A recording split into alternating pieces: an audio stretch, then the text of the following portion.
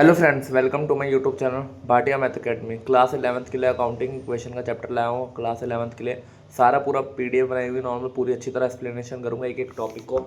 आज हम पूरा थ्योरी समझ लेंगे। अगली क्लास में हम सारे इसके क्वेश्चंस करेंगे। इंपॉर्टेंट जितने भी क्वेश्चन होंगे सारी एंट्रीज के क्वेश्चन करेंगे। सारे एक एक कॉल करके टॉपिक पढ़ेंगे। वीडियो अच्छी लगी तो चैनल को सब्सक्राइब कर लें। सारे क्लास 11th के नॉर्मल टॉपिक मिलेंगे। हम इंट्रोडक्शन स्टार्ट करते हैं।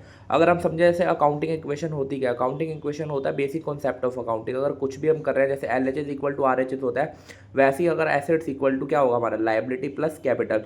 जो भी इक्वेशन निकलेगी दोनों बैलेंस होनी चाहिए। बैलेंस नहीं होगी तो आपका क्वेश्चन गलत है। जो भी बिजनेस ट्रांजेक्शन कर रही है वो सारी इफेक्ट करेंगे अकाउंटिंग इक्वेशन को। जो भी एसेट्स आ रहे हैं लायबिलिटीज आ रही है दोनों इक्वल्स होंगे। जैसे हमने बताया वो नॉर्मल एसेट्स इक्वल टू क्या है लायबिलिटी प्लस कैपिटल। दोनों इक्वेशंस क्या होंगी बराबर होगी। अगर अकाउंटिंग इक्वेशन कभी कभी कर रहे हैं हम जैसे मैथ करते हैं L H S equal to R H S होता है तो बिल्कुल वैसे अकाउंटिंग में होता है हमारा assets equal to liability plus capital. जो भी कुछ भी होगा दोनों बराबर आएंगे। जैसे अकाउंटिंग इक्वेशन का फॉर्मूला कर लेते हैं हम, जो मैंने पीछे बताया assets equal to liability plus capital. Assets क्या होती है, जो भी इकोनॉमी रिसोर्स है, जो बिजनेस ओन कर रहा है, कुछ भी खरीद रहा है, लैंड बिल्डिंग कुछ भी खरीद रहा है, वो सारी एसेट्स के अंदर आएगी। लायबिलिटीज के अंदर कौन सी आएंगी, जो बिजनेस आउटसाइड से खरीद रहा है, बाहर से खरीद रहा है, हमारा उधारी हो गया, क्रेडिटर होता है। कैपिटल कौन सी होता है, जो बिजनेस में अंदर ओनर पैसा लगाता है, अपना पैसा कुछ भी लगा रहा है, 30,000 40,000 कोई भी बिजनेस स्टार्ट होता है तो पैसा तो लगता है। जो भी वो अपना पैसा लगा रहा है बिजनेस के अंदर वो कैपिटल हो गई। लायबिलिटी जो हम उधार ले रहे हैं बाहर से, किसी से भी ले रहे हैं, कुछ भी ले रहे हैं, वो सारी लायबिलिटी हो गई। एसेट्स क्या होगी, जो बिजनेस ओन कर रहा है, अपना कुछ भी खरीद रहा है, लैंड बिल्डिंग ऐसे।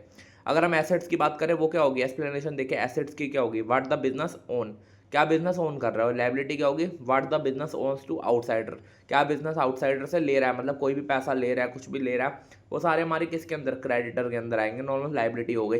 रेंट आउटस्टैंडिंग हो गई, सैलरी आउटस्टैंडिंग हो गई, वो सारी किसके अंदर आएगी, लायबिलिटी के अंदर आएगी। कैपिटल क्या होता है, नॉर्मल जो पैसा लगाते हैं हम बिजनेस के अंदर, कोई भी इन्वेस्ट कर रहे हैं बिजनेस के अंदर।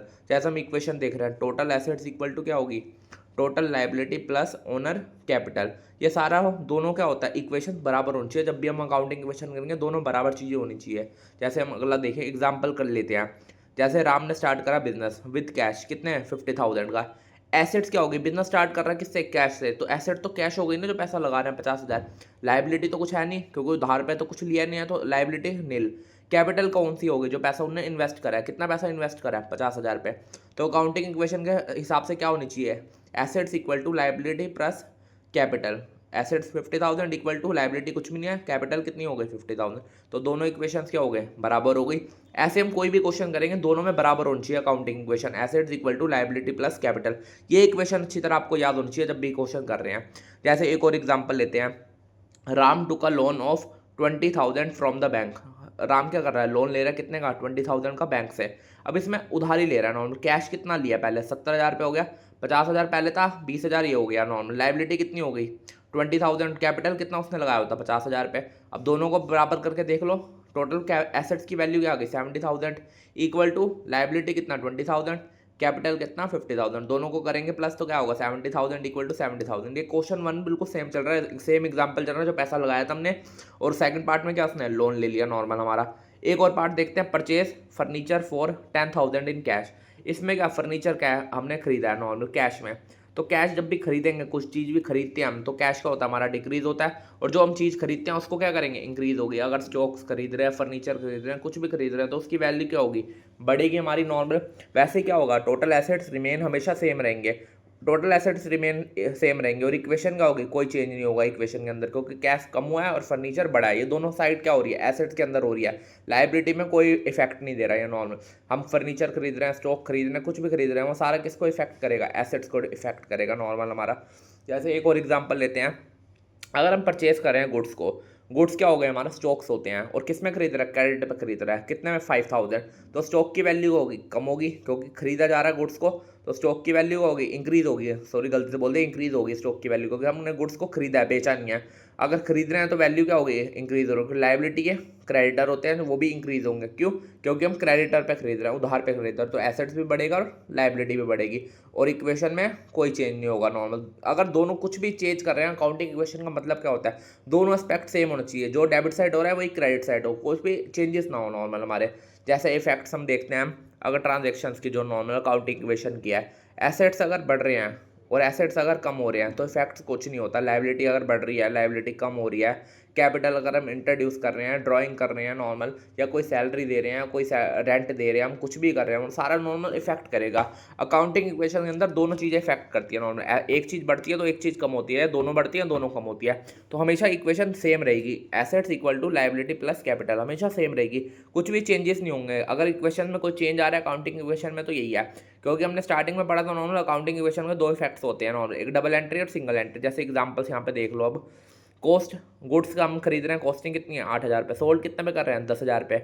अब एक चीज़ से तीन इफेक्ट्स हो रहे हैं, एक तो कैश आया हमारे पास कितना, हम सोल्ड करें, कॉस्टिंग सोल्ड करें 10,000 पे का, स्टॉक क्या वैल्यू, अगर हमने गुड्स को बेच दिया तो वैल्यू क्या होगी, कम होगी, कितनी 8,000, और हमें गेन भी हुआ 8,000 का, हमने चीज़ सामान लिया 10,000 में बेच दिया, कितने का प्रॉफिट हुआ 2,000 का, ये हो गई। अगर हम रेंट पे कर रहे हैं तो रेंट पे करते हैं, जैसे मैंने बताया रेंट पे करें, सैलरी करें, ड्राइंग करें, कुछ भी करें, तो दो चीज़ें इफेक्ट्स करती हैं, कैश कम होगा कैपिटल भी कम होगी। वैसे विड्रॉल कर रहे हैं तो कैश भी कम होगा और कैपिटल भी कम होगा। एवरी ट्रांजेक्शन है डबल इफेक्ट, दो कुछ भी कर रहे हैं तो दोनों इफेक्ट होंगे। जैसे हम क्वेश्चन को सॉल्व करो, जैसे मैंने पीछे बताया था, Rohit start a business with cash 1 lakh and take a loan of 40,000 from bank normal. अब एसेट्स कितना हो गया हमारा 1,40,000, क्योंकि लोन लिया वो भी तो पैसा आया ही है, भले हमने लोन लिया है पैसा तो आया ना, एसेट्स तो बड़े हैं ना हमारे, तो 1,40,000। लाइबिलिटी उधारी कितना लिया है 40,000 रुपये।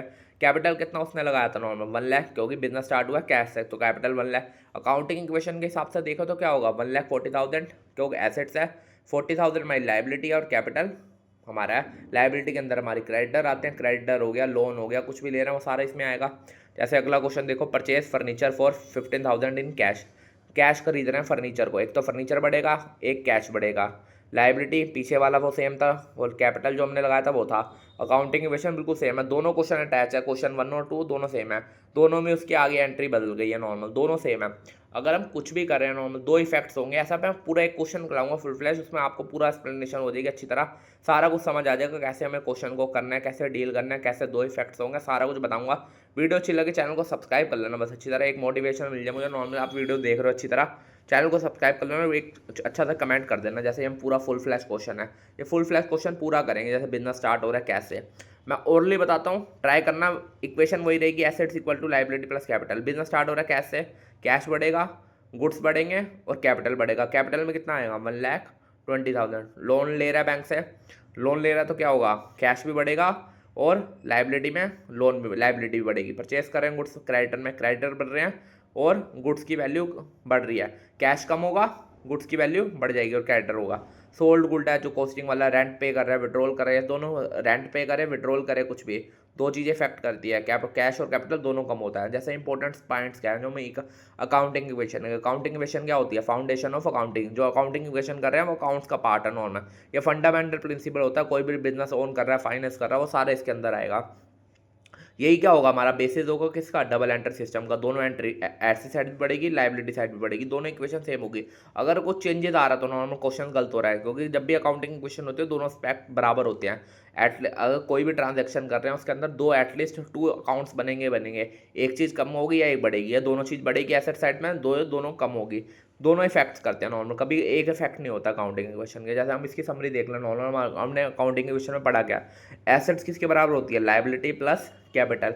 एसेट्स क्या होता है, जो बिजनेस हम ओन कर रहे हैं, और लायबिलिटी क्या होता है, जो बिजनेस हम बाहर से कुछ भी उधारी ले रहे हैं, सामान ले रहे हैं, लोन ले रहे हैं, क्रेडिट से हम खरीद रहे हैं सामान या कुछ भी कर रहे हैं। कैपिटल क्या होता है, जो बिजनेस हमने पैसा हमने लगाया, जो पैसा ओनर ने इन्वेस्ट करा हो।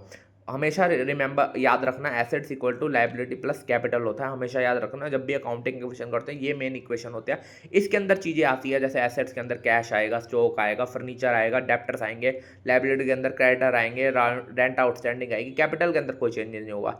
पूरी हमने स्लाइड्स पढ़ ली नॉर्मल, पूरी पीडीएफ हमने पढ़ ली, अच्छी तरह एक्सप्लेनेशन कर ली।